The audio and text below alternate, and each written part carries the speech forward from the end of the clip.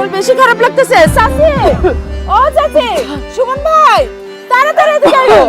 কি রে সাথী, বৌমার কি হয়েছে? চাচি, আমরা তো দুজনে এখানে বসে কথা কইতেছিলাম, হঠাৎ করে জানি ভাবির কি হলো, ভাবি বমি করা শুরু করে দিল। বৌমা, তোমার কি হয়েছে? তুই বমি কেন করতেছো?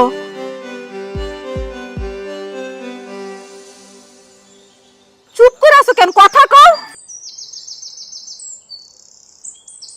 তোমার বেশি খারাপ লাগতেছে, চল তোমার ডাক্তার কাছে নিয়ে যাই। কি হয়েছে বলো না, চুপ করে কেন আছো? কথা কও। আম্মা, আমি বুঝতে পারতেছি না আমার কি হয়েছে। আজকে কয়দিন যাবত খালি আমার মাথা ঘুরায় আর বমি বমি লাগে। খাবারের মধ্যে কেমন যেন গন্ধ গন্ধ লাগে, খাইতে মন চায় না।